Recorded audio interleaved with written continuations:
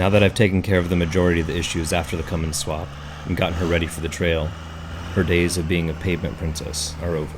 For Tanya's maiden voyage, I wanted to go somewhere that was relatively close, so if anything bad happened, we weren't up the creek without a paddle. I decided to look for some trails in a campsite south of Yale Lake and Swift Reservoir in the Gifford-Pinchot National Forest. Accompanying me is my friend Ryan in his first-gen Tacoma with 395,000 miles, and he'll be testing out his new diesel heater, and me, my propane heater, since it's supposed to be getting down to around 20 degrees tonight. It had snowed several feet the night before in this area, and although we weren't looking for trouble, it quickly found us. I had to recover a Subaru Forester that was stuck in a ditch with a snatch block and my winch.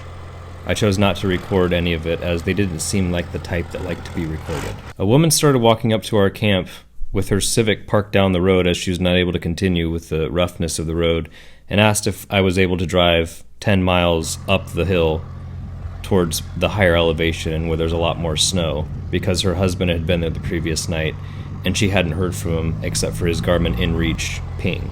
I tried to go as far as I could, but it just got too sketchy in some parts and I wasn't even able to film those.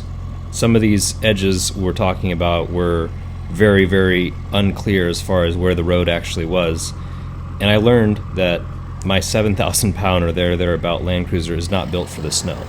I think we all knew this as I've been building this slowly over the last 2 years, but I'm going to try and stick more to mud and rocks. It's just not cut out for it with the amount of weight and the way the suspension's built. For those of you that are wondering about the gas mileage after the Cummins swap, on this trip I was averaging only around 15 miles a gallon. I've come to the conclusion that I probably advanced the timing a little too much at 7 degrees plus the stock timing. With the timing advanced as much as I have, I end up gaining a lot of top-end power when I have my foot to the floor, but I'm missing out on the low-end grunt that diesels are known for. Also, retarding my timing will help a little bit with my fuel economy. As I was trying to perform a self-recovery by myself in a ditch off a mountain, I realized that my steering is experiencing very serious issues.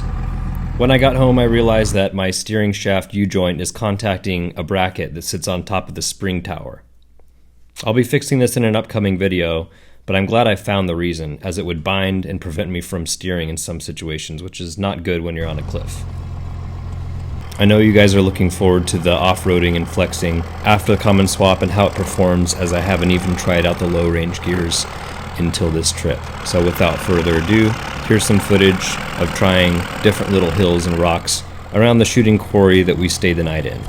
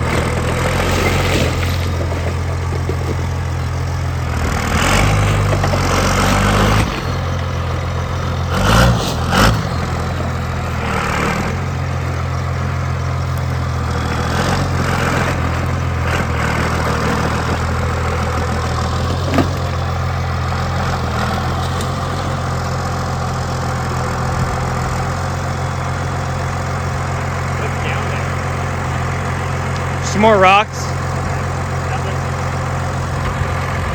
There's one that's kind of sharp. I think you're gonna go right over it. It's directly in front of your tire. So maybe come towards me, back up and come towards me a little bit to go around it. Or over it.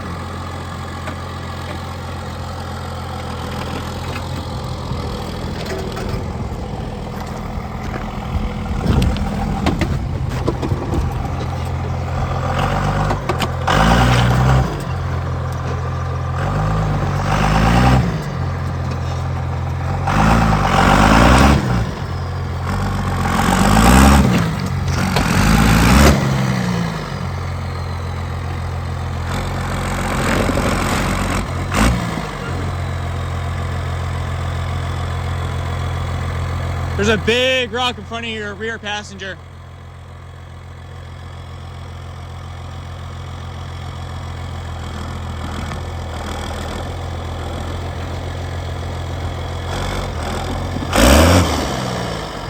After the trails and obstacles I tried out on this trip, I have a good understanding and feeling for how the suspension is going to handle with the amount of torque that the new drivetrain with the Cummins is putting to the axles.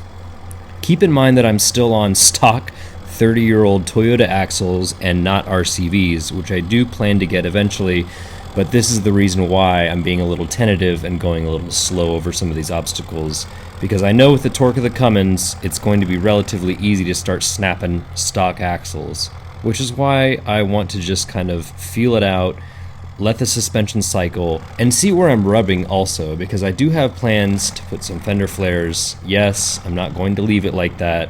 I like the look of fender flares so much more.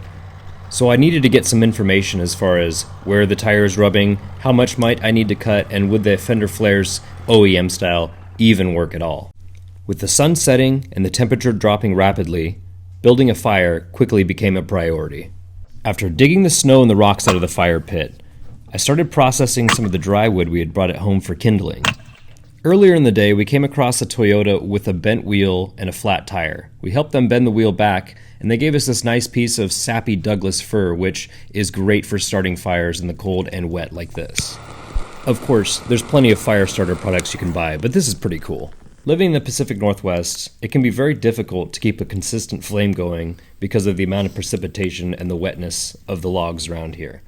Over the years, we've learned that if you do place your dry wood from home, if you can bring some on the inside, and then process wood at your campsite that's wet and put it on the outside, it starts to get drier and warmer as the night goes on. Now that I've got a fire going to cook over, it's time to start preparing tonight's dinner.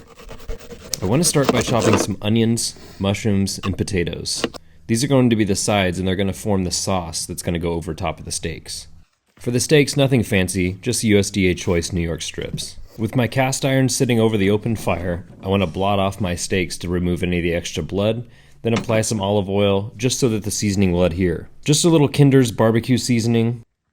I'll go ahead and throw all of my vegetables into the first pan to get them going since the potatoes will take a little bit longer. Throw some butter in there to absorb the flavor. Once they're fully cooked, I'll drain all of the butter and oil into the pan that I'm going to be cooking the steaks in with a couple pieces of bacon. Now we can let the vegetables rest and throw our steaks in. Making sure to lay the steaks away from you so that you get all the hot boiling grease on your filmer. I want mine medium rare, so I'm going to flip it a little bit earlier than Ryan. Now with all the leftover sauce, we can go ahead and baste our vegetables and the steak. And if that's not enough, I really like this Herdez, basically like a guacamole or green sauce. Guacamole cream sauce, I would call it. I can tell you right now, you can cook your steak whatever way you want it. I like it medium, but the flavor was just unbelievable. I also wanted to say thank you so much for 1,000 subscribers. The channel is now officially monetized, so all the money from the ad revenue can go back into the channel. And I want to say thank you guys so much. This is Ryan's view from his rooftop tent. He's got his diesel heater plumbed into the top here so that he can stay warm. Unfortunately, you can see there the remote was on top of the diesel heater, and that's the sensor for the thermometer. So it was reading that it was freezing cold, So it was pumping heat in there all night, so he was melting while going through his diesel at an exponential rate and lost all of his diesel earlier in the morning. I experienced a similar issue while I was sleeping in the Land Cruiser and learned the hard way that you need to check your gear before you go out in the bush. Always carry a carbon monoxide detector if you're going to have a propane heater in a small enclosed space. When I got home, I realized that this Mr. Heater or little buddy heater hose that goes from a big tank to a small tank just doesn't give the right flow, and I couldn't get the pilot lit without having enough fuel or propane to have it going all night. Anyways, thanks for watching, and I'll see you in the next one.